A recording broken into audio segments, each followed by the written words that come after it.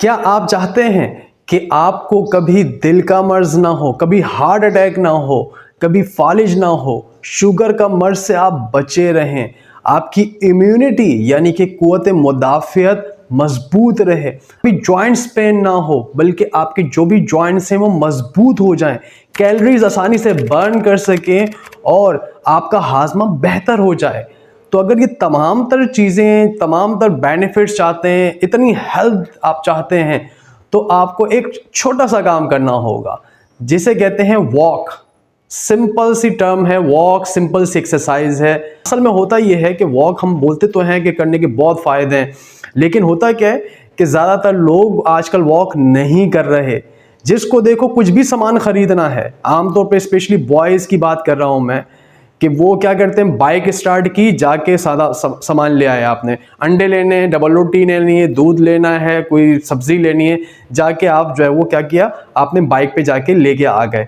Walk ना होने के बराबर हो गई है। बहुत से लड़के जिम जाते हैं, इसके बावजूद वॉक भी नहीं करते।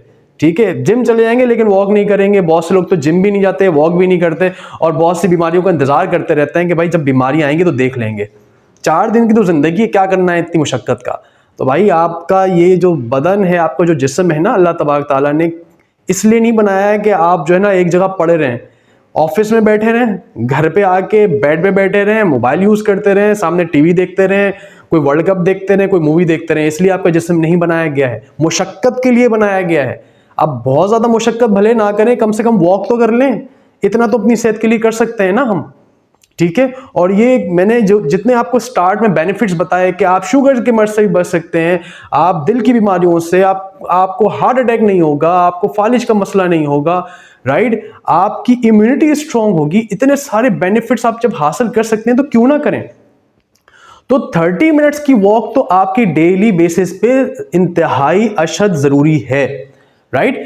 लेकिन एक बात याद रखिएगा, जब 30 की एज से आप बढ़ते हैं तो जितना ज्यादा आपकी एज होगी उतने मिनट्स बढ़ाते जाइए वॉक के लिए। ये बहुत इंपॉर्टेंट कुलिया बता रहा हूं, एक बहुत जबरदस्त फॉर्मूला बता रहा हूं आपको। अगर आपकी एज 50 है, 50 साल की अगर एज हो गई, तो ये नहीं है कि अभी भी आप 30 मिनट ही वॉक कर रहे हैं, राइट, ऐसा नहीं है। अब आपको 50 मिनट्स वॉक करनी है। अगर आपकी उम्र 60 साल हो गई तो आप 60 मिनट्स यानी कि 1 घंटा वॉक करेंगे। अगर एक वक्त में नहीं कर सकते तो 30 मिनट सुबह कर लें, 30 मिनट शाम कर लें। टाइमिंग अलग अलग बना लें, लेकिन वॉक आपको करनी पड़ेगी ताकि आप इन बड़ी बड़ी बीमारियों से बच सकें, राइट। तो ये कुलिया हमेशा याद रखिएगा, जितनी एज ज्यादा होगी उतनी वॉक हमारे यहां कम हो जाती है।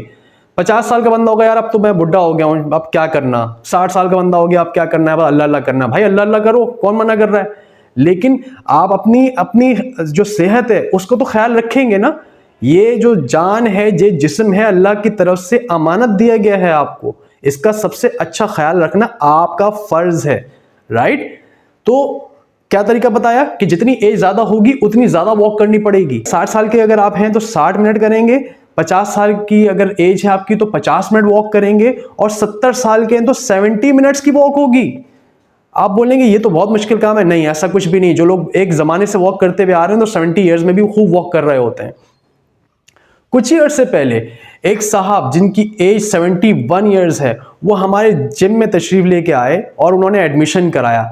मैंने उनसे पूछा, चाचा खैर खैरियत है, जिम क्या बॉडी बनानी? कह रहे नहीं बिल्कुल बेटा, ऐसी कोई बात नहीं है, मैं तो बिल्कुल फिट बंदा हूँ, रोजाना 4 मील वॉक करता हूँ, 4 माइल्स, राइट।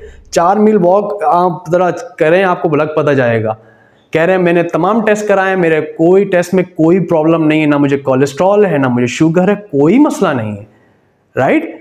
तो मैंने उनसे पूछा तो क्या करते हैं आप? सिर्फ ये करते हैं? बोल रहे बेटा रोजाना 4 मील की वॉक होती है मेरी। लेकिन अब मैंने सोचा कि चलो मैं अपनी एक्टिविटी बढ़ाऊं। अगर मेरी एज बढ़ गई है तो उसका मतलब ये नहीं है कि मैं अपनी एक्टिविटी कम करूं, तो मैं वॉक के साथ साथ थोड़ा सा वर्कआउट भी कर लेता हूं, थोड़ा सा अपना बॉडी को भी स्ट्रेच कर लेता हूं, थोड़ा वजन भी उठा लेता हूं।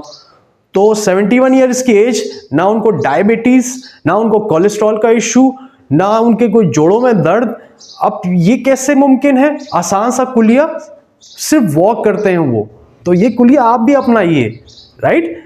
अच्छा, करना क्या है, बड़ी इंपॉर्टेंट चीज। एक तो मैंने आपको बता दिया फॉर्मूला कि जितनी एज बढ़ती जाएगी उतनी वॉक बढ़ती जाएगी आपकी, ये आपकी बॉडी की रिक्वायरमेंट है, एक चीज। नंबर 2, अब वॉक करनी कैसे है? बहुत से लोग बिल्कुल खरामा स्लो स्लो चलने को वो समझते हैं हम वॉक कर रहे हैं, एक्सरसाइज हो रही है हमारी। ये कोई एक्सरसाइज नहीं है। खरामा चलना, इसे कोई वॉक नहीं कहते, ये तो आप चहलकदमी कर रहे हैं।